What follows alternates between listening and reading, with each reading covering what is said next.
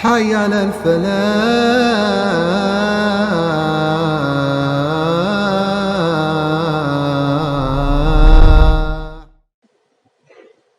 الحمد لله رب العالمين وبه نستعين على أمور الدنيا والدين. أشهد أن لا إله إلا الله وحده لا شريك له وأشهد أن محمدا عبده ورسوله لا نبي بعده. اللهم صل على محمد وعلى آل محمد كما باركت على إبراهيم وعلى آل إبراهيم في العالمين إنك حميد مجيد. فيا أيها المصلون أوصيكم ونفسي بتقوى الله فقد فاز المتقون. قال الله تعالى في القرآن الكريم: يا أيها الذين آمنوا اتقوا الله حق تقاته ولا تموتن إلا وأنتم مسلمون. Kaum muslimin jamaah Jumat rahimakumullah, khutbah pada hari ini berjudul konsep fitrah dalam Islam.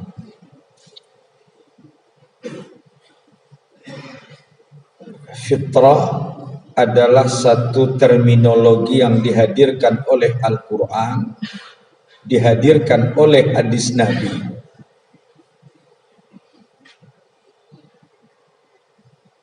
Ditinjau dari sisi keilmuan, terminologi fitrah dikaji oleh berbagai disiplin ilmu pengetahuan. Ilmu jiwa mengkaji terminologi fitrah, apalagi ilmu jiwa Islami.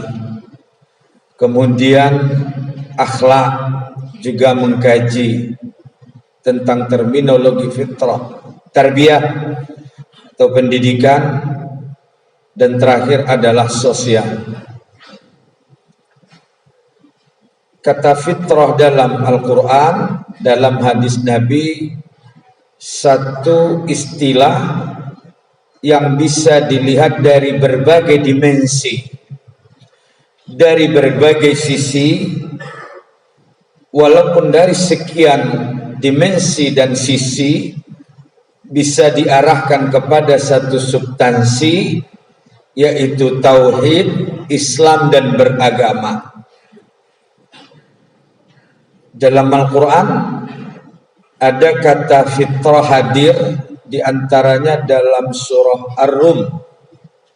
Fa'aqim wajhaka lid-dini hanifa fitratallahi allati fataran nas 'alaiha la tabdila li khalqillah. Itu secara lafzi. Bisa fitrah juga dikaitkan dengan maknawi. Teksnya tidak ada, tapi sesungguhnya maknanya ada. Secara teks dalam surah Al-Anbiya ayat nomor 56, Qul marabbukumus samawati wal ard allazi fatarahunna wa ana ala dzalika minasyahidin. Qul barabbukum rabbus samawati wal ard allazi fatarahunna. Fitrah berasal dari kata fatara. Tentunya sebelum kita menggunakan pendekatan terminologi hadis secara khusus dan Al-Quran, kita pahami pendekatan bahasa dan semantik. Kalau dalam hadis itu, hadis Bukhari dan Muslim dengan riwayat yang beragam tapi maknanya sama. Dalam satu riwayat, kullu mauludin yuladu alal fitrah. Setiap yang dilahirkan itu dalam kondisi fitrah. Kalau dalam riwayat lain, ma min mauludin illa yuladu alal fitrah. Tidak ada satupun yang dilahirkan kecuali dalam kondisi fitrah. Substansi sama, cuma redaksi riwayat, tapi semuanya adalah riwayat Imam Bukhari dan Muslim. Jadi cukup kuat. Lalu hadisnya menerangkan fa abawahu yuhawidanihi au yunassaranihi au yumajjisanihi. Maka kedua orang tuanya lah membuat bayi tadi, mau Yahudi, mau Nasrani, mau Majusi. Ya tentu tidak hanya 3 ini saja dipahami secara tekstual, tapi kalau disebut semua mau sepanjang apalagi hadis ya. Ada Hindu, ada Buddha, ada Konghucu, tapi maknanya bisa dipahami. Posisi orang tuanya itu bisa mempengaruhi fitrah yang dimiliki oleh bayi menjadi Yahudi dan Nasrani. Kalau kita lihat secara teks hadis, sudah pasti kesannya maknanya Islam. Tapi sebelum kita memahami hadis ini secara dalam, hadisnya kita tetap imani, kita yakini, ia adalah hadis yang sangat kuat, riwayat Bukhari dan Muslim. Tapi ketika terjadi perbedaan pandangan, apalagi perbedaan itu bahagian dari kekayaan, bukan perbedaan yang bertentangan, itu tentunya satu hal yang niscaya dan pasti. Kalau bolehlah kita berikan perbandingan dengan mazhab. Dan mazhab yang terkenal, ini mengatakan wajib, ini mengatakan sunat, itu sudah luar biasa sebenarnya. Padahal dalilnya tetap Al-Quran dan hadis. Tentunya ini bahagian dari kekayaan, bukan bahagian dari pertentangan, apalagi menjadi malapetaka. Contohnya kalau orang musafir boleh jamak qasar. Ya, wilayah perdebatan di situ kan masalah jarak. Ya, itu sangat relativitas. Cuma sebagian umat Islam menjadikan perbedaan ini malapetaka, gitu. Bukan bahagian dari manifestasi kekayaan. Nah, ketika kita mengkaji fitrah, tentunya merujuk beberapa kajian, ya, akan terjadi perbedaan pemahaman dan pendapat, dan itu adalah satu hal yang niscaya dan pasti. Kaum muslimin jamaah Jumat rahimakumullah. Pertama, pendekatan bahasa. Fitrah berasal dari kata fatara. Fatara dalam Al-Quran bisa memiliki multi makna. Fatara bisa diartikan bermakna khalaqa. Jadi fitrah al-khalqu, menciptakan. Khalaqas samawati wal ar. Dalam ayat lain, fatir samawati wal ar. Sebenarnya walaupun sama, tapi dimensinya ada perbedaan sebenarnya. Kalau tepatnya secara bahasa, fatara itu artinya memecahkan. Itu sebenarnya. Fatara itu memecahkan. Doa yang populer digunakan oleh sebahagian oleh umat Islam, walaupun mungkin yang kuat bukan itu doanya, tapi doa yang populer. Ketika buka puasa, mereka membacakan doa, Allahumma laka sumtu, wa bika amantu, wa ala rizqika aftartu fatara. Atas rezekimu aku pecahkan. Itu sebenarnya. Satu harian dia tidak makan, kebiasaan itu dipecahkan. Itulah dia. Itu secara bahasa. Ya cuma diartikan buka puasa, karena cocoknya ya dia pecahkan, tidak makan, tidak minum. Itu dengan makan, istilahnya jadi berbuka. Pada hakikatnya di situ. Allahumma laka sumtu wa bika amantu wa ala rizkika aftartu. Idul Fitri, kata fitri di situ bisa 2 makna. Yang pertama, Id itu bisa maknanya pesta, fitri makanan, memecahkan. Jadi rame-rame makan. Bisa makna Id juga kembali, fitri diartikan dengan makna fitrah yang dipahami oleh banyak orang. Ada yang mengartikan kesucian, ya substansinya adalah kebenaran. Jadi Idul Fitri ya kembali kepada kebiasaan atau kembali kepada kesucian. Apa di situ? Ya para orang banyak menafsirkan bebas dari dosa, tauhid dan sebagainya. Jadi Fatirus samawati wal ard, Rabbukum Rabbus samawati wal ard alladzi fatarahunna. Sebenarnya bukan menciptakan, lebih tepat fatara itu dalam konteks ayat ini. Kalau kita percaya dengan sebuah teori Big Bang, kesannya itu lebih dekat kepada kebenaran. Teori Big Bang itu ada sebuah letupan besar, tiba-tiba ada dia. Inilah semesta. Cuma orang barat sangat susah sekali mereka mengatakan siapa yang dibalik membuat Big Bang itu. Mereka mengatakan secara tiba-tiba. Tapi kita yakini dibalik itu adalah Tuhan yang Maha Kuasa. Itu sebenarnya. Nah, Fatirus samawati wal ar, ada khaliqus samawati wal ar, menciptakan langit dan bumi. Kalau fatirus samawati wal ar, sebenarnya bukan menciptakan langit dan bumi lebih tepatnya.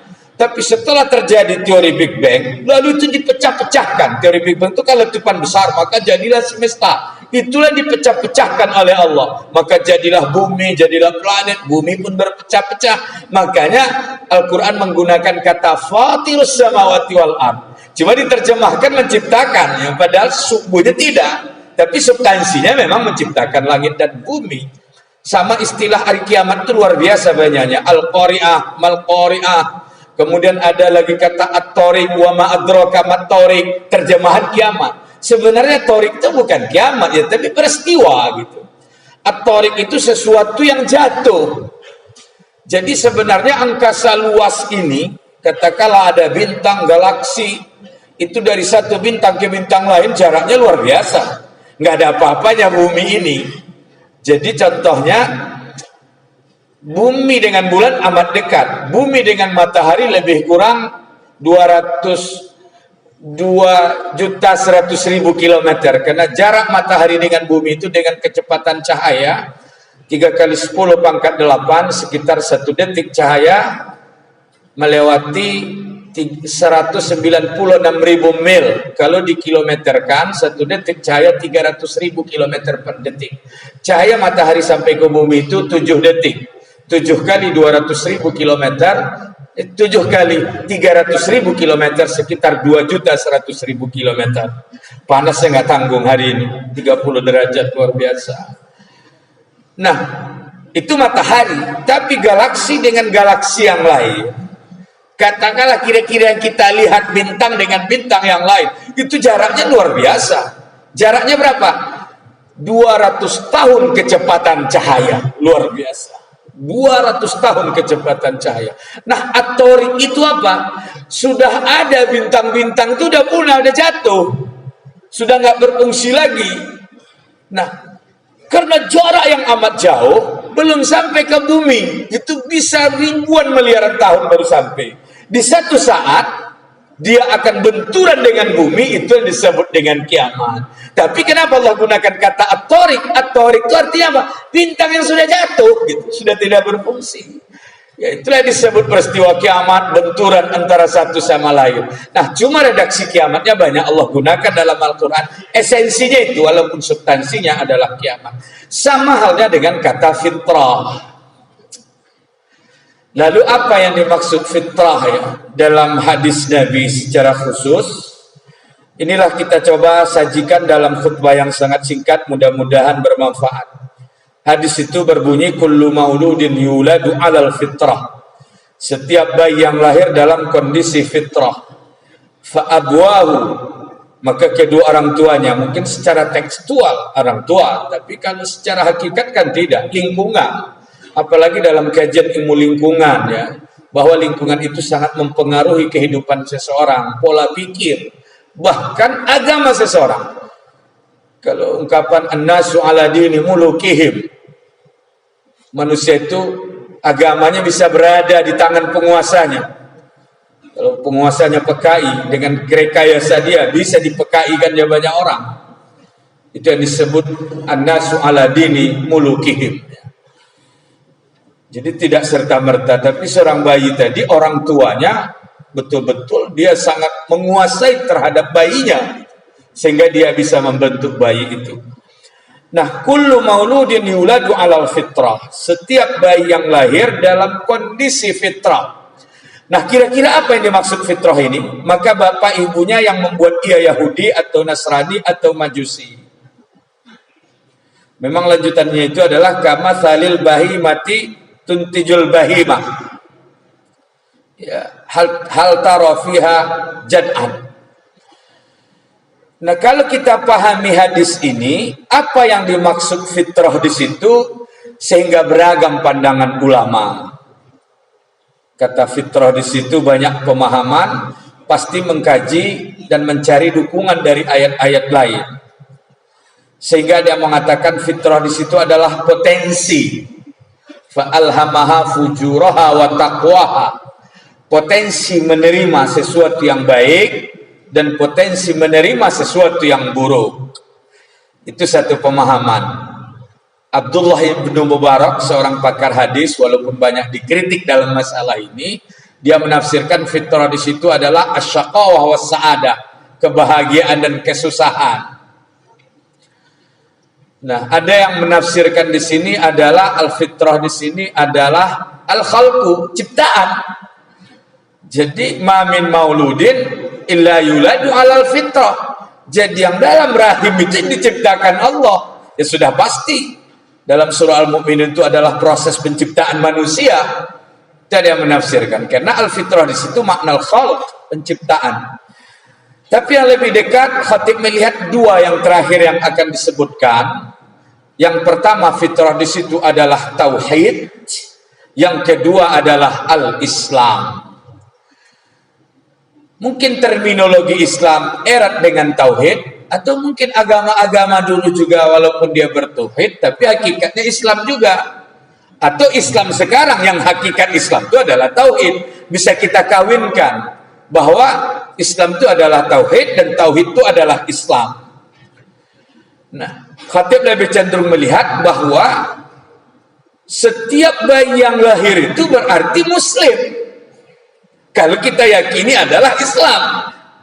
Didukung oleh lanjutan hadis, orang tuanya membuat Yahudi, Nasrani, Majusi, kira-kira kalau ditambah Konghucu, Hindu, Buddha, dan seterusnya.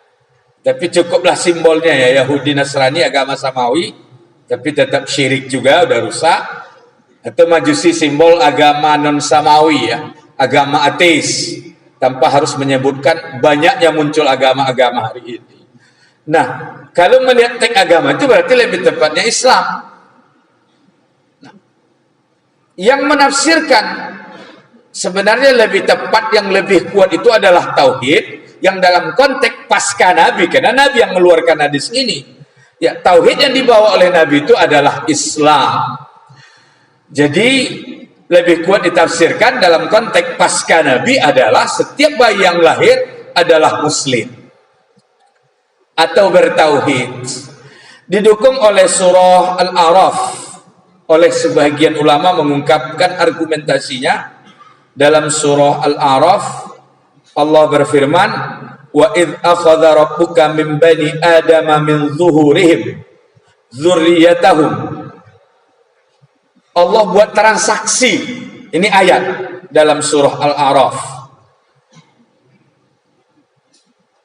Kalau dalam surah Ar-Rum tadi, fa'akim wajhaka lid-dini hanifa fitratallahi allati fataran nas 'alaiha. Hadapkan wajahmu kepada agama yang hanif. Agama itu kan induknya akidah sama syariat, yaitu Islam, akidah, tauhid dan syariat. Jadi sangat tepat sekali ditafsirkan fitrah di sini Islam dan tauhid. Dalam surah Ar-Rum tadi, fitratallahi allati fataran nas 'alaiha la tabdila li khalqillahi dzalika ad-dinul qayyim. Yang sudah difitrahkan oleh Allah kepada setiap manusia, tidak ada berubah ciptaan Allah, dan itulah agama yang utuh, agama yang murni, agama yang suci. Dalam surah Al-A'raf, wa idh akhadha rabbuka min bani adama min zuhurihim. Ketika Allah melakukan transaksi kepada setiap rahim, setiap bayi yang dalam rahim.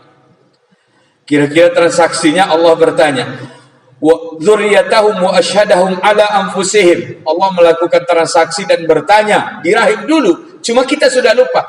Alastu bi rabbikum. Lalu setiap rahim yang ada di dalam rahim itu menjawab, qalu bala. Jadi kalau pertanyaan dalam bahasa Arab, alastu bi rabbikum, bala iya, berarti kita akui dia Tuhan kita. Tapi kalau dalam bahasa Arab ketika redaksinya alastu bi rabbikum, kira-kira kalau seorang dosen bertanya kepada muridnya, alastu bi ustazikum atau bi mudarrisikum, bukankah aku dosenmu? Kalau dijawabnya bala, betul, dia mengakui secara utuh dosennya. Tapi kalau dijawab na'am, itu berbalik. dalam bahasa Arab. Kalau dijawabnya na'am, tidak, kau bukan dosenku. Nah, kira-kira demikian. Kalau dijawab dalam rahim itu na'am, berarti tidak mengakui. Itulah perbedaan na'am dan bala. Karena dalam bahasa Arab itu banyak sekali sastra yang amat tinggi. An sama bi aja cukup beda. Seperti contoh, inni arghabu fika, aku senang sekali sama kamu. Tapi kalau fikanya saya robah jadi angka, ana arghabu angka, aku benci sekali sama kamu. Ya, kalau tidak mengerti bahasa Arab kan bisa kacau balau. Tapi itulah maknanya dalam Al-Quran. Ternyata setiap nyawa waktu dirahim dulu menjawab qalu bala, mengakui bahwa Allah itu adalah Tuhan. Itulah yang ditegaskan dalam surah Al-A'raf, alastu birabbikum qalu bala syahidna, kami mengakui ya Allah. Berarti begitu lahir dia muslim. Makanya ulama sepakat, bayi yang lahir walaupun dari rahim kafirah, walaupun dari mani si kafir, dan bayi tadi wafat sebelum mukallaf alias sebelum balik, ulama sepakat dia adalah min ahlil jannah, masuk surga. Ya, walaupun ada banyak redaksi surganya tidak seperti surga orang dewasa. Ini masalah iman, bukan kajian logika. Walaupun juga ada tafsir Ashabul A'raf. Nanti orang antara surga neraka belum tentu mau kemana ini. Siapa itu Ashabul A'raf? Ada yang mengatakan orang yang berjihad tapi tanpa izin orang tuanya. Macam-macam tafsir. Ada yang mengatakan inilah dia, anak yang mati dalam kondisi belum balik tapi dari rahim orang yang kafir. Sehingga diselesaikan Allah tapi terakhir juga masuk surga. Yang berjihad tanpa izin dengan orang tua tergantung antara surga neraka, terakhir juga Allah masukkan, dipanggil, dibantu orang tua, lalu orang tuanya memaafkan. Begitulah kehormatan yang Allah berikan kepada orang tua. Nah, tapi yang jelas ulama sepakat bayi yang lahir dalam kajian keimanan dari rahim seorang kafirah, dari mani seorang kafir, dia wafat sebelum mukallaf, maka anak itu tidak berdosa dan ia adalah masuk surga. Walaupun surganya anak-anak. Itulah maknanya kullu mauludin yuladu alal fitrah. Itu satu catatan. Hadis ini kan mewanti-wanti bahwa pengaruh sosial terhadap keberagamaan seseorang itu sangat besar. Jangankan bayi yang di bawah kungkungan orang tua, orang yang sudah dewasa saja karena terkooptasi dengan kehidupan sosial, itu bisa berubah. Dengan kadarnya ada orang yang menjual agamanya karena kepentingan duniawi, jabatan, kekuasaan. Dengan kadarnya ada orang yang murtad dengan tekanan politik, macam-macam. Kita tidak tahu apa yang terjadi di Uighur sekarang ya. Yang dulu banyak sekali diusahakan oleh rezim komunis itu untuk mengkomuniskan Muslim Uighur. Mungkin saja banyak yang sudah berhasil. Karena mereka terkooptasi dan kita tidak mampu hadir ke sana. Ternyata Allah turunkan burung ababil, tanda kutip, membuat mereka ketakutan. Syukur-syukur Kalilawardi itu buang kotoran di meja presidennya, lalu coronanya itu kena mukanya. Dan mudah-mudahan itu yang terjadi. Dan ini di saat manusia Muslim tidak punya daya, maka kekuatan Allah yang bermain. Dulu tentara bergajah, tak ada orang yang mampu menyelamatkan Ka'bah. Semua pasrah ke Tuhan. Tapi turun burung, kata orang burung dari neraka. Tapi bagi Allah kan bisa aja ciptakan burung, lalu burung itu melempar virus-virus yang mematikan orang sesaat. Rasanya kalau dalam teks ayat itu bihijaratin min sijil, dengan batu. Kalau ayat itu dibilang mereka itu hancur seperti daun-daun yang dimakan ulat, itu kan luar biasa. Kalau mungkin batu hanya peot atau belah atau hancur, tapi ini tidak. Sehingga ada pemahaman itu adalah virus yang sangat mematikan. Dan mudah-mudahan saja virus itu diturunkan Allah, tapi hanya untuk orang Cina saja yang sudah menghabisi umat Islam yang sangat luar biasa. Penderitaan yang dirasakan oleh Uighur itu luar biasa. Mereka mau memusnahkan etnis Muslim Uighur itu dan agar tidak ada di negeri mereka. Mudah-mudahan pertolongan Allah di luar kemampuan untuk manusia terjadi. Nah, maka simbol lingkungan orang tua lah yang menghilangkan Kalau bahasanya Said Qutb itu menutupi rukam-rukam jahiliyah. Jadi tumpukan-tumpukan jahiliyah yang menutupi potensi fitrah tadi, dia tetap ada. Jadi tugas dai hari ini bagaimana mengambil tumpukan sampah itu sehingga fitrahnya muncul. Nah, banyak kita lihat dalam kondisi sosial ketika fitrah orang itu muncul, masuk Islam. Kita lihat aja di Amerika sekarang, banyak sekali orang masuk Islam, luar biasa. Di era milenial itu luar biasa perkembangan Islam di Amerika. Itu memang banyak imigran, tapi penduduk yang masuk Islam juga bukan sedikit, 3.000 orang lebih kurang per tahun. Hari ini masjid di Amerika berjumlah 5.000 masjid. 5.000 masjid itu 93%-nya dibangun di atas tahun 2000. 93% dari 5.000 masjid itu dibangun di era milenial. Nah, itu di penjara tuh banyak orang-orang kafir masuk Islam. Kenapa mereka masuk Islam? Mereka melihat ada black muslim di penjara dan mereka tenang. Mereka bertanya, kok kalian tenang? Ini di penjara udah. Apa jawab black muslim? Kami adalah muslim. We are muslim. Nahnu muslimun. Itulah yang membuat kami tenang. Terakhir mengucapkan syahadah la ilaha illallah Muhammad Rasulullah. Itu fitrahnya muncul. Kita lihat sejarah dulu yang amat hebohkan di tahun 90 ketika gempa bumi dahsyat menghantam Rusia. Waktu itu presidennya Boris Yeltsin. Polisi menjaganya lari, tentara lari, istana goyah. Ketika itu dia berteriak mengatakan, I believe to Lord. Aku percaya kepada Tuhan yang Maha Kuasa. Padahal dia komunis. Dalam kondisi seperti itu maka fitrah itu muncul. Nah, hari ini di era kemajuan milenial yang sangat luar biasa, dengan kemajuan teknologi yang hebat, banyak tantangan. Di antaranya di Amerika juga generasi milenial hari ini sudah ateis lebih kurang 30%. Tapi ternyata di saat kemajuan teknologi, ternyata di dalam jiwa mereka itu, dia non fisik, ada ruang kosong, hampa, dan itu sangat butuh isinya. Ternyata isinya itu adalah la ilaha illallah Muhammadur Rasulullah. Cuma sanggup nggak kita mengisi ruang kosong itu dan memasukkan la ilaha illallah sehingga muncul fitrahnya yang pada dasarnya adalah tauhid kepada Allah Subhanahu wa taala. Ternyata fitrah itu adalah potensi iman tauhid yang sudah ada dalam jiwa setiap manusia. Maka tugas kita adalah menghidupkan potensi itu, menyampaikan dan menyingkirkan sampah-sampah yang menutupi fitrah itu sehingga ia beriman kepada Allah Subhanahu wa taala. Adapun yang lahir orang tuanya muslim, dia terus beriman. Tapi hari ini berapa banyak orang kafir di dunia? Berapa banyak orang yang tidak beriman? Maka tugas yang amat mulia adalah membangkitkan fitrah yang ada pada jiwa masing-masing itu dengan membersihkan tumpukan-tumpukan jahiliyah yang menutupi fitrah mereka. Mudah-mudahan motivasi dari hadis ini diberikan Allah kepada kita kekuatan agar mampu membangkitkan fitrah-fitrah umat manusia sehingga pada puncaknya orang yang beriman kepada Allah lebih banyak dari orang yang kafir kepadanya. Barakallahu li wa lakum fil Qur'anil Karim wa nafa'ani wa iyyakum bima fihi minal ayati wa dzikril hakim. Fastaghfiru fa ya fauzal mustaghfirin wa ya najatat taibin.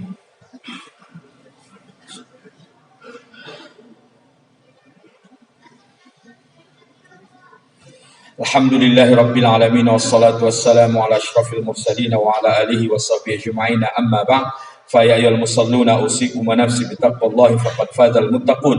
قال الله تعالى إن الله وملائكته يصلون على النبي يا أيها الذين آمنوا صلوا عليه وسلموا تسليما. وارض اللهم عن الخلفاء الراشدين أبي بكر وعمر وعثمان وعلي وعن الصحابة والتابعين وتابع التابعين بإحسان إلى يوم الدين برحمتك يا أرحم الراحمين. اللهم اغفر المسلمين والمسلمات والمؤمنين والمؤمنات الأحياء منهم والأموات برحمتك يا أرحم الراحمين. ربنا آتنا في الدنيا حسنة وفي الآخرة حسنة وقنا عذاب النار والحمد لله رب العالمين. عباد الله إن الله يأمر بالعدل والإحسان وإيتاء ذي القربى وينهى عن الفحشاء والمنكر والبغي يعظكم أقم الصلاة إن الصلاة تنهى عن الفحشاء والمنكر ولذكر الله أكبر والله يعلم ما تصنعون.